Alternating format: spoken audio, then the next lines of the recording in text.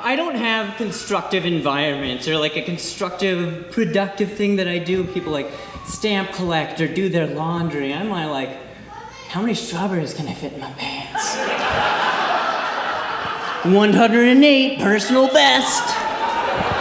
And it's always been like that too. I tried, I went to college to do mechanical engineering, and then did some physics and some math, and then I decided that I wanted friends.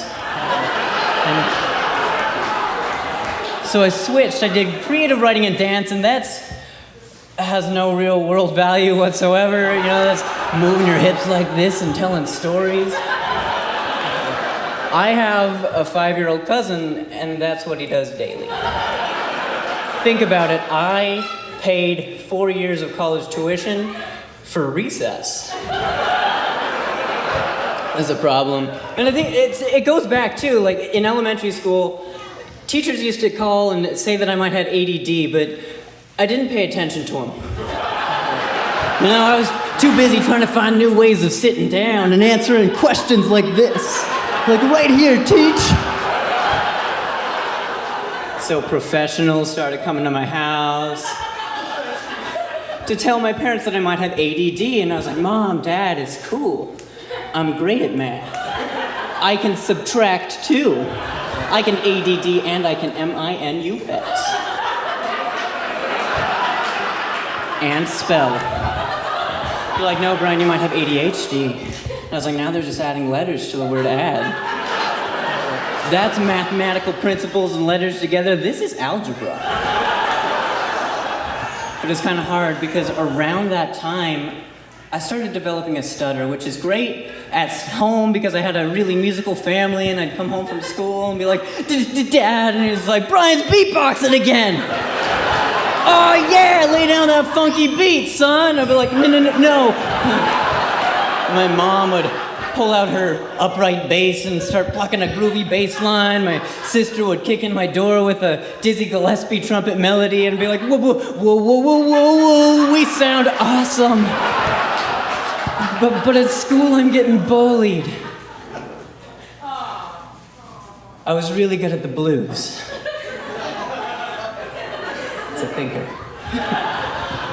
And so my parents started taking me to speech therapy, which I find ironic because therapy is where you go to talk about your problems. And my problem was talking. And so every single day I'd be going to speech therapy, and they started to diagnose what my problem was. They said that my brain was moving too fast for what my mouth could keep up with, which is what I've come to call reverse Kim Kardashian syndrome.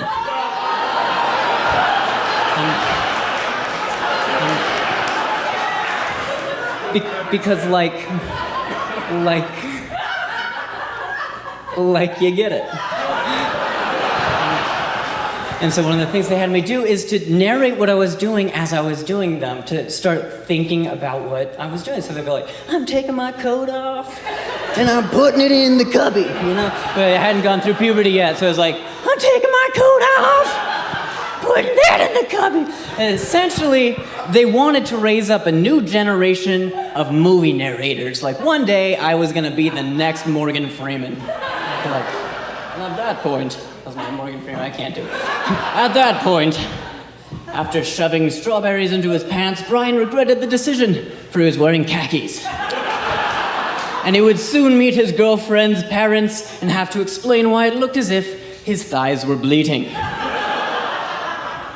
And so, there came a time where I'd approach the desk, and I'd say, I'm approaching the desk. And then they had me describe what I was doing as I was sitting down.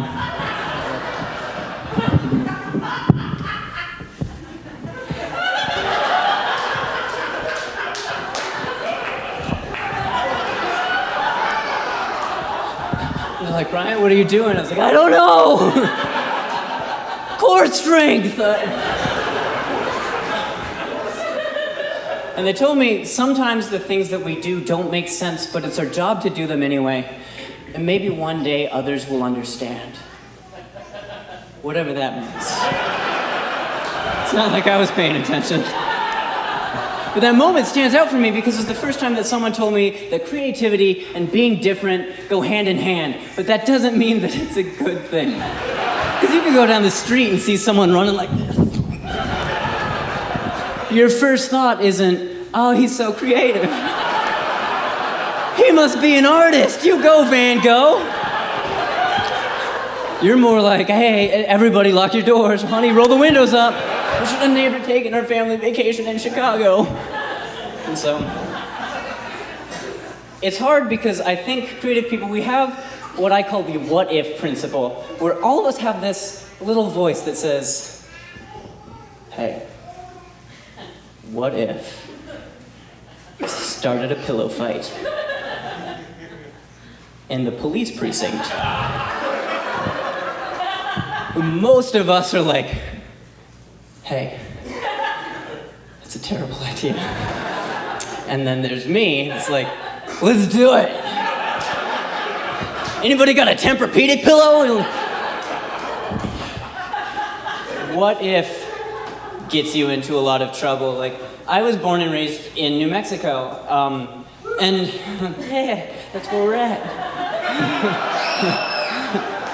You too, friend. And right now, I'm going out on a limb here. The number one burrito restaurant right now in Albuquerque is Chipotle.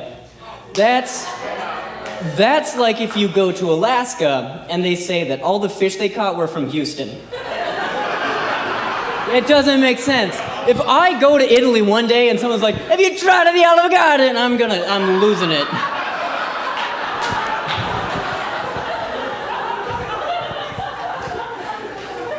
So the culture in New Mexico is spicy foods. And we take it to a ridiculous level. We try and find the hottest foods possible just to prove the point that we know how to make terrible decisions. I have been to parties where we do, like, drink an entire bottle of Pepto-Bismol just so we can eat the food at the party.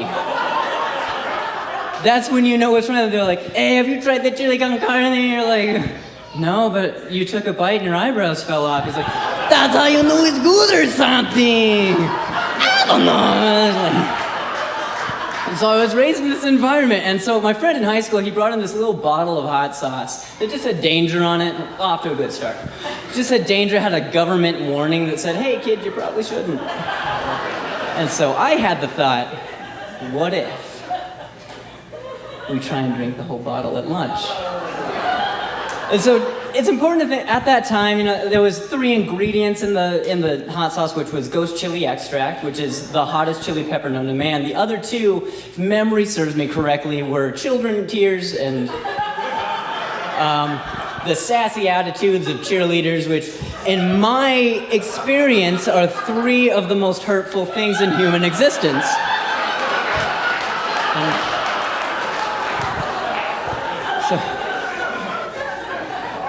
So at that time, we had police officers at our school. One of them, in particular, we nicknamed Boot Camp Barbie because she was this 6'4", long blonde hair, these green eyes, and biceps larger than my face.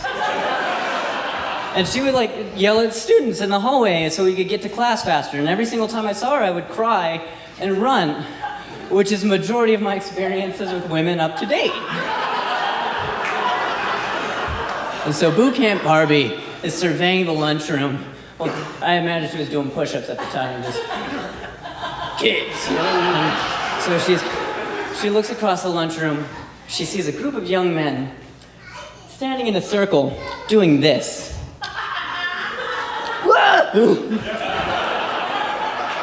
And she immediately thinks it's drugs, which little did she know, it was just stupidity.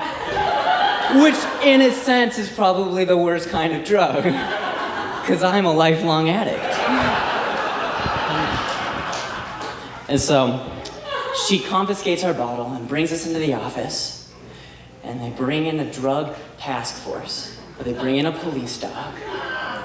The police dog goes and sticks his nose in the open bottle of hot sauce, and immediately explodes. We never saw him again. He opted for early dog retirement from the force. From what I can understand, he's probably in some doggy support group somewhere, sitting next to Beethoven, Air Bud, and Lassie. He's like, Who cares if Timmy fell down the well? I ate liquid fire. Scooby-Doo's the narrator. He's like, like Scoob.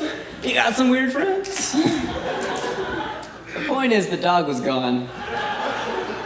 And so the police officer takes a spoon, dips it in, and says, "What's this? Drugs?" And then puts it in his mouth. Now, I can't imagine a time in the police force where that's acceptable. Especially if it was drugs. They'd be like, "How was that raid, officer?" He's like, "We got him all right! Anybody want to wrestle?" So he says, "What's this? Drugs?" Dips a spoon in and immediately starts throwing up. All over the office, all over the principal's office. It was everywhere. And my friends and I were sitting, we're like, wow. Can you believe we're missing class for this? It's awesome. And between gasps, the officer says, "Oh, that's good hot sauce." Obviously, he's clearly a New Mexican. So they confiscate our bottle and charge my friend with possession of hazardous chemicals. Which isn't far from the truth. Let's be honest. And as I'm leaving, I steal a glance back to see Boot Camp Barbie stick her finger in and taste it. Now, I can't tell you how glorifying it is to see the person who's made you cry multiple times in your life cry on their own. Oh, how the tables have turned. Sometimes the things that we do don't make sense, but it's our job to do them anyway. And maybe someday they'll understand. She understood. She understood.